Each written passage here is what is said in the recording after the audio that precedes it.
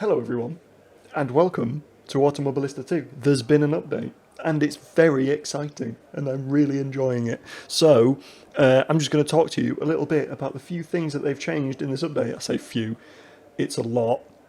And just how much I'm now enjoying this game.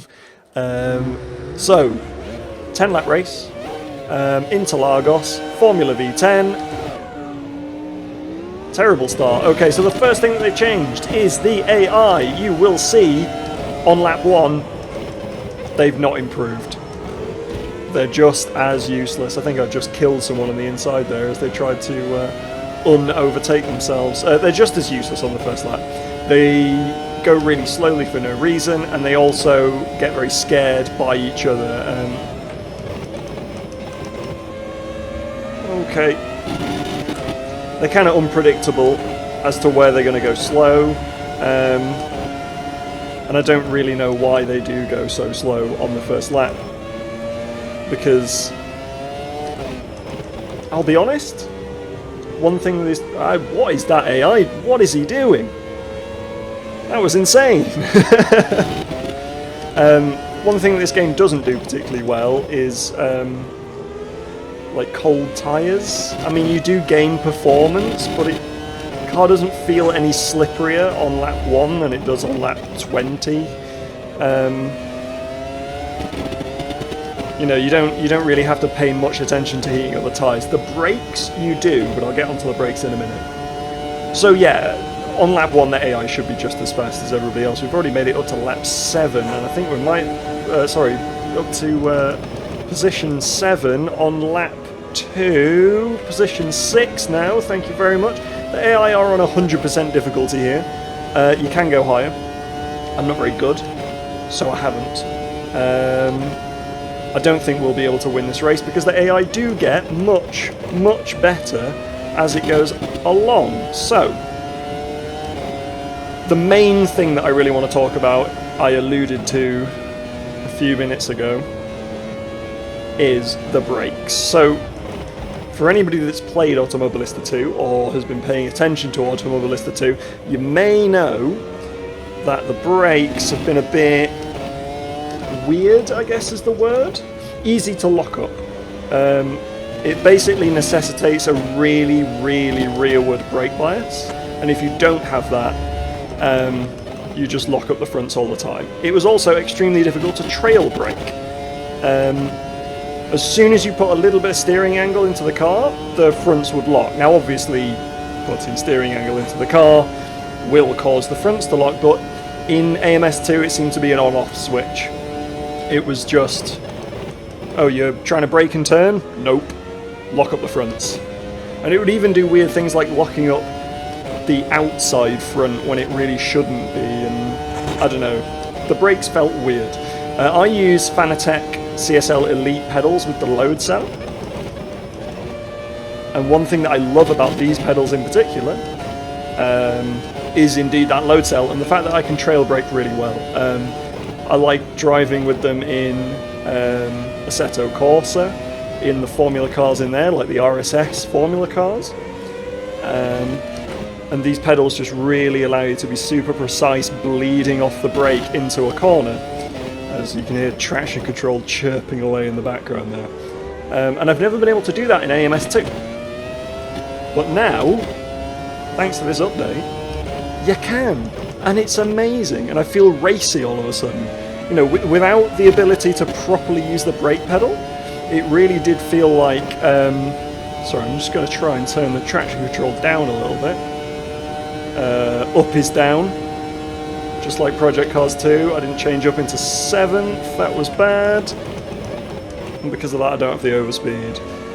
Yeah, the traction control was a little bit too aggressive there. Oh yeah, it is better now.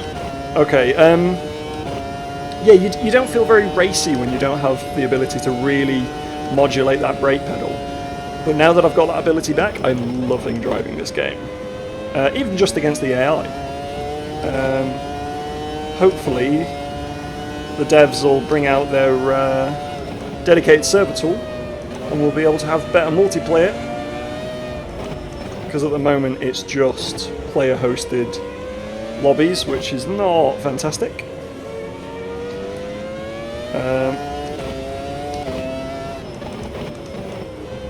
I would love to see something like the Assetto Corsa server manager in AMS2, the ability to properly set up races with it. Because I think that it is turning into a great platform. I think that by 1.0, this might be one of my favourite simulators. Even despite the content not being the sorts of things I necessarily want to drive all the time. It has lots of formula cars, I like formula cars. But, okay, that was a bit of a late send by me. But I made it work. Okay. Yeah, the traction control's better now. Yeah, so it really is a big change as the brakes. It does feel better. Now, a couple of other things have changed, and this next thing that I want to mention, I did mention on the Automobilista 2 forums. I kind of posted a thread there, and there was a bit of discussion about it. And I never got around to making a video showing it off. But it used to be that it was very easy to get some weird kind of mid-corner oversteer with steering angle being added into the car. Like, it almost felt like, I don't know, I think a good way of describing it would be that the outside front tyre, if you added steering angle, would sort of take a second before it lost grip, and so you'd turn in a little bit more, just like a slight movement, and the front of the car would turn more into the corner, and you know, the suspension would kind of go with it. And before the game realised that you had too much steering angle, and therefore you didn't have enough grip to turn as much as you were asking, the whole car would kind of pivot around that front wheel, and you'd spin, or you'd get oversteer, or it would just be weird. And it was inconsistent. It didn't always do it, but especially around Interlagos, it's part of the reason as I snatch an inside front there. See, that's a big change. Before, that would have been a catastrophic lockup and a trip to the barrier, but there I could just about save it. That was a worse lockup. That was not good. Yeah, so it wouldn't always do it, and the reason that I chose Interlagos is because a lot of these fast corners, these sweeping fast corners, would be corners where it would do it, and especially in this car. I don't know whether it was something to do with downforce or maybe certain types of tyre in the game. I mean, these are using those grooved Bridgestones, which are no doubt a weird tyre to model compared to just a regular racing slick, a modern racing slick. So yeah, but really it's irrelevant me trying to explain the problem, because as far as I can tell, it's gone. Or it's at least 99% gone. I haven't tried all the cars. I felt just a little bit of it maybe still being there when I drove the... oh, we're catching this guy up. Let's see if we can get him in the next few laps. I possibly felt a little bit of it in the Formula V12 when I drove it at Suzuka, or sorry, fake Suzuka. That's totally not Suzuka because it's not licensed. It's funny because they had a sort of fake Suzuka in Project Cars too. I think it had the same name as it does in this. Similarly to how they've got the Azure circuit being Monaco, but it's not Monaco because it's unlicensed. Except, oh, he's vibrating a lot, isn't he? As we go sailing by. See, look how much he wants to race me more on the brakes. That's a big improvement to the AI. They really do actually want to kind of have a go. Perhaps I should have the difficulty slightly higher in these guys, but never mind. Yeah, they actually made the fake Suzuka more like Suzuka in this, because at least in Project Cars 2 it had a slightly different layout, but in this it's just Suzuka. And it's a really good Suzuka as well, so it's kind of a shame that it's not licensed. But oh well. Right, let's see what we can do on these last few laps. See if we can pass another car. So I'm not massively quick in this game just yet. As with all sims, the physics model does have its own little nuances.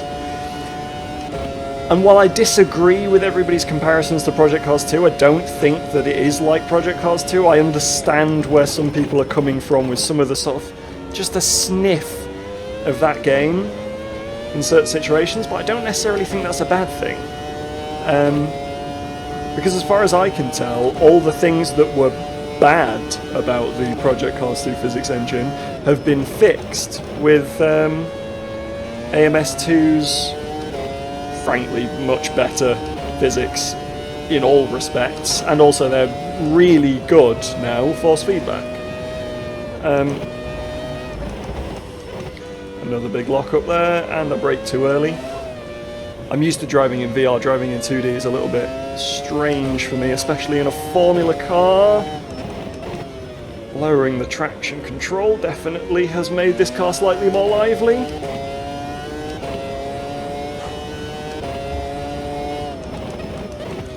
But yeah, unlike Project Cars 2, you know, you can play with a car like this with a bit of oversteer, with a bit of wheel spin. You know, you can catch the car, you can feel what it's doing.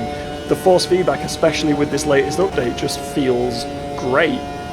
And when you have one of those little moments, getting on the throttle slightly too early, it doesn't really matter. You can just catch it, just add a little bit of opposite lock, and it'll be fine. I'm not saying that in this game you can drift a Formula 1 car, because that would be ridiculous. I know that in some sims you get this situation where it's so easy to slide a car that you feel like you can drift anything. Sometimes I think Assetto Corsa is maybe a little bit guilty of that. It's not in some of the better modelled cars, so for example, and I always bring them up because I do love them, the RSS Formula cars. So those cars, okay, understeer because of that lockup.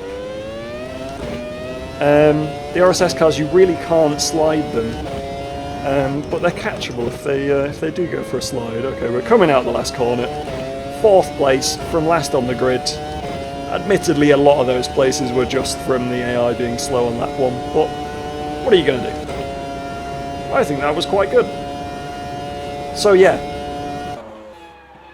basically, in all that rambling, what I wanted to say was, this game's great now. It's wonderful. If you've not tried it, I do highly recommend giving it a go. I think it's still on the discounted price, and I think it will be up until the full game releases. But even then, I think it's only going to be 30 quid? I could be wrong. It's 25-ish now, so it's definitely worth it. It does have weird content, I admit, but to be honest, it feels so great to drive. It's so much fun. I'm so happy. So, yeah, thanks a lot for watching, and I'll see you all in another video, hopefully.